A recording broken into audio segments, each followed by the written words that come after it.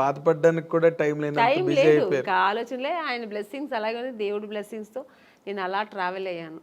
కానీ గొప్ప విషయం అంటే గొప్ప విషయం అని కాదు, but you have to tell that ఇండస్ట్రీలో అడుగుపెట్టినప్పటికీ అసలు బొమ్మల కొలువులా ఉన్నారు హీరోయిన్స్ అందరూ.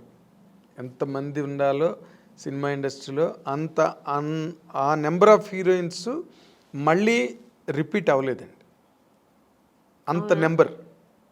నాకు తెలియదండి. You can just think. ఓ పక్కన శ్రీదేవి గారి దగ్గర నుంచి మొదలెడితే విజయశాంతి గారు, రాధ, సుహాసిని, భానుప్రియ, మనోచిత్ర అని ఇంకో హీరోయిన్, వరుస హీరోయిన్లు. ఇంకొంచెం ముందుకు వస్తే సౌందర్య, నగ్మ, రోజా, కనక అవతల తమిళ్లో. ఇలాగా ఒక మినిమం ఒక 25 మంది హీరోయిన్స్ బెంగళూరు నుంచి కానీ, తమిళ్, తెలుగు. అది ఆ టైంలో అసలు మీకు అవకాశాలు రావడం అన్నది మీకు ఎలాగా అసలు జరిగిందండి? అది మిరాకల్ అని చెప్పాలా? మిరాకల్ కాదండి, అది దేవుడు బ్లెస్సింగ్స్. ఎందుకంటే నేను ఎక్కువ దేవుడు నమ్ముతాను. జాతకాలు కూడా నమ్ముతారు? లేదండి, జాతకాలంతా నేను నమ్మను. నాకు ఒక్కటి దేవుడు లేకుండా ఏమీ జరగదు, ఆయన అనుకుంటేనే అన్ని జరుగుతుంది అని ఒక నమ్మకం ఎక్కువ, భగవంతుడి మీద ఎక్కువ నమ్మకం. అలాగే నాన్నగారు బ్లెస్సింగ్స్ నా మీద ఎక్కువ ఉంటుంది ఎప్పుడు. ఎందుకంటే నేను ఎక్కువ నాన్న అంటే చాలా ఇష్టం నాకు. ఆడపిల్లలకి సాధారణంగా తండ్రి ఎందుకంటే అమ్మ మీద ప్రేమ లేదని కాదు, ఎక్కువ నాన్నగారితో గారాభంగా ఉండేదాన్ని. సో అందుకని ఫస్ట్ హీరో నాన్నే కదా ఆడపిల్ల. అందుకని ఇప్పుడు మా నాన్నగారికి ఇంట్లో ఉన్నప్పుడు ఆయనకి దీపం పెట్టకుండా ఉన్నాను. రోజు ఆయనకి దీపం పెడతాను. దేవుడికి అంతే, ఆయన ప్రార్థన లేకుండా ఒక్కరోజు కూడా ఉండదు. పూజ ఒకవేళ చేయకపోయినా దేవుడిని తలుచుకోకుండా ఒక్క రోజు కూడా ఉన్నాను. సో ఆ దేవుడు బ్లెస్సింగ్స్ నాకు ఎక్కువ అని నేను అనుకుంటున్నా, నా నమ్మకం. అది మీ టాలెంట్ కాదు, సెకండ్ అది. ఇప్పుడు నాలాగా టాలెంట్ ఎంతమందికి లేదండి. ఎవరు వచ్చేప్పుడు టాలెంట్తోనే వస్తారు. చాలా టాలెంట్ చేసుకుని నేను చెయ్యాలి, బాగా చేయాలి అని ఒక అంబిషన్తో వస్తారు. అందరూ సక్సెస్ అవ్వరు కదా. అవును, అది కరెక్ట్. డెస్టినీ అన్నది ఒకటి ఉంటుంది. అది సక్సెస్ అవ్వాలంటే దేవుడి బ్లెస్సింగ్స్ లేకపోతే ఇంపాసిబుల్ అని నా నమ్మకం. నేను అందరినీ అనట్లేదు, నా నమ్మకం అయితే అది. అదేలేండి. అయితే ఇప్పుడు మీరు జరగదేమో అనేది కూడా జరిగిపోతుంది అనేది దేవుడిని ప్రార్థిస్తే జరుగుతుంది అనే నమ్మకం నాకు. ఒక నమ్మకం మీకు, ఒక నమ్మకం.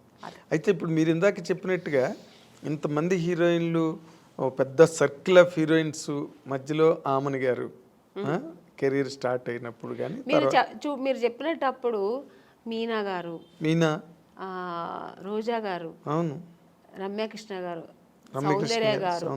సౌందర్య వీళ్ళందరూ మీరు చూస్తే ఎంత పెద్ద పెద్ద హీరోయిన్స్ మధ్యలో నేను కూడా ఉన్నానంటే అది ఓన్లీ నా టాలెంట్ ఒకటే కాదు, దేవుడి బ్లెస్సింగ్స్ కూడా. నేను కూడా అంటే అసలు వాళ్ళకి వచ్చిన కన్నా మంచి మాస్టర్ పీస్ ఇట్లు మీకు వచ్చాయి.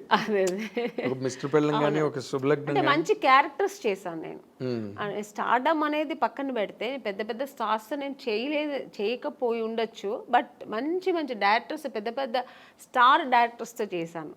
అవును, అంటే బాపు గారు పేరు చెప్తేనే తెలియని ఎవరు అసలు. బాపు గారి సినిమానా, పైగా ఆయన సినిమాల్లో హీరోయిన్స్ బాగా అవును ఫ్రేముల్ లాగా గీసి మరి అందంగా చూపిస్తారు. అందం లేని వాళ్ళు కూడా అందంగా చూపిస్తారు అది ఆయన అన్నమాట.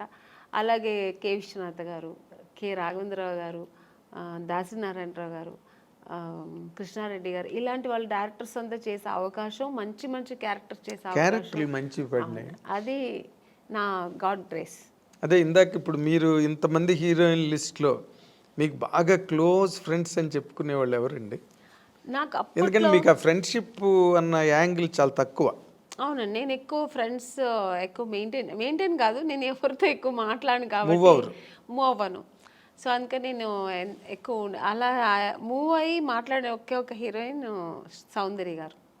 ఎందుకంటే అది ఎలా కనెక్ట్ అయ్యానంటే, అమ్మాయి బెంగళూరు, నేను బెంగళూరు. సో ఇద్దరు బెంగళూరు బాలికలు. ఆ తర్వాత ఆ టైంలో మేము దగ్గర 3-4-5 పిక్చర్స్ కలిసి చేసాం మేము. సో చేసినప్పుడు అన్న చెల్లెలు అమ్మ దొంగ ఇలా చేసామన్నమాట. Yes yes. అది చేసినప్పుడు మేమిద్దరు ఆల్మోస్ట్ మా కాంబినేషన్ ఉండేది, ఇద్దరు పక్కన పక్కన కూర్చొని ఆ అమ్మాయి కూడా ఒక కిడ్ లాగే, ఇంకా వేరే ఏం ఉండదు ఆలోచన. మా కన్నడ సినిమా సాంగ్స్ పాడుకుని ఆ కన్నడ మాట్లాడడం అనేది ఆ అమ్మాయికి నా మీద ఎక్కువ ప్రేమ వచ్చేసింది, నాకు ఆ అమ్మాయి మీద ప్రేమ వచ్చింది. కన్నడ సాంగ్స్ మాట్లాడడం ఇలా కనెక్ట్ అయ్యాం అనమాట. అయ్యి అలాగా తన పర్సనల్స్ నాకు చెప్పుకోవడం, నా పర్సనల్స్ అమ్మాయికి చెప్పుకోవడం. అండ్ ఆఫ్టర్ నేను మ్యారేజ్ చేసుకున్న తర్వాత వాళ్ళ అమ్మగారు ఫోన్ చేసి, ఎలా ఉన్నావు అమ్మని, ఇంత బిజీగా ఉన్నావు, ఎలా ఇంట్లో కూర్చున్నావు అనేవారు. ఆ అమ్మాయి కూడా నన్ను షూటింగ్ స్పాట్కి రమ్మని పిలిచేది. తను ఓన్ సినిమా తీశారు వాళ్ళ బ్యానర్లో. అవును. అప్పుడు ఇక్కడ బ్రదర్ అమరు, వాళ్ళ బ్రదర్ అమరు సత్యనారాయణ గారు. అవును. రామని నాకు బోర్ కొడుతుంది, ఒంటరిగా ఉన్నాను అని ఎక్కడో మైసూర్ దగ్గర సోమనాథ్పూర్ అని షూటింగ్లో నేను వెళ్ళలేకపోయాను, వస్తానని చెప్పాను. సో అలా చాలా దగ్గర ఉండింది. ఆఫ్టర్ మ్యారేజ్ తర్వాత కూడా నేను ఫ్రెండ్షిప్ కంటిన్యూ అయిందంటే ఒక సౌందర్య.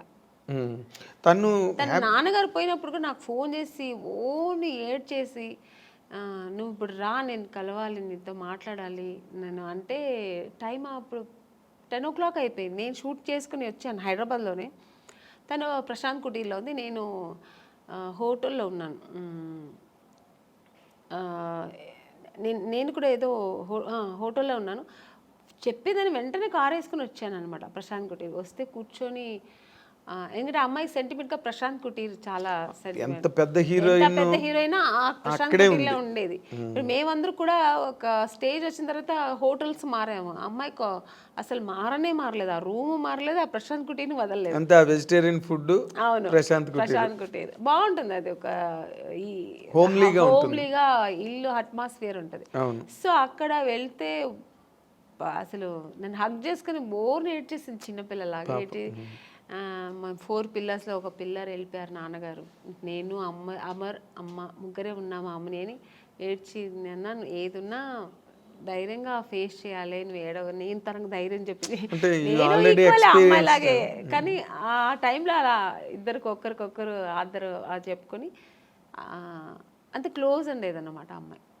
కానీ మరి అమ్మాయి పోయింది అలాగా, అప్పుడు అసలు నేను షూట్లో ఉన్నానండి అప్పుడు కూడా. ఆ టైంలో షూట్లో ఉన్నాను నేను.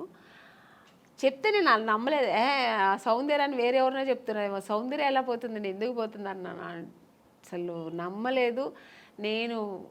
అసలు ఇలా కెమెరా పెట్టి ఇలా సౌందర్య గారు పోయారంటే ఇంక నేను, నాకు పక్కన మనుషులు ఉన్నారని ఏడ్చేసానండి. ఎవరి దగ్గర ఉందో ఆ క్లిప్పింగ్స్ తెలియదు, కానీ చూసారంటే చాలా ఘోరంగా ఉంటుంది. చిన్న పిల్లలాగా ఏడ్చేసాను నేను, నాకు మాటలు రావట్లేదు, నాకు ఒక షాక్ లాగా అయిందనమాట. ఆ అమ్మాయి పోవడం ఏంటి అసలు. ఆ తర్వాత అసలు నేను దేవుడి దగ్గర నిజంగా, నేను ఇది ట్రూ అండి, నేనైతే దేవుడి దగ్గర ఒక్కటే వేడుకున్నా, నన్ను తీసుకెళ్ళొచ్చు కదా అమ్మాయిని ఉంచేసి అనిపించింది ఆ టైంలో. అలా ఏడ్చేసాను నేను. సో చాలా మంచి అమ్మాయి కూడా, అమ్మాయి చాలా మంచి అమ్మాయి, పర్సనల్గా అన్ని విషయాల్లో చాలా మంచి అమ్మాయి. ఆ టైంలో అలా ఫీల్ అయ్యాను అనమాట. ఇప్పుడు అమ్మాయిని తలుచుకున్న రోజు ఉండదు నాకు. ఎప్పుడైనా సినిమాలు వస్తే, తన సినిమాలు చూస్తుంటే ఏడుపు వచ్చేస్తుంటుంది. నేననే కాదండి, అందరికీ సౌందర్య అంటే చాలా ఇష్టం. ఎందుకంటే అమ్మాయి ఎప్పుడు ఎవరిని ఒక్క మాట కామెంట్ చేయడం కానీ, లేకపోతే ఇంకోళ్ళని క్రిటిసైజ్ చేయడం కానీ ఉండదండి. ఆల్మోస్ట్ మీలాగే. మీ ఇద్దరు కనుక త్రాసులు వేస్తే అలాగే మంచి మంచి క్యారెక్టర్స్ చేసింది, మంచి ఆర్టిస్ట్, ఒక అమూర్ లాంటి సినిమా చేసింది, మంచి సినిమాలు వేసింది. అలా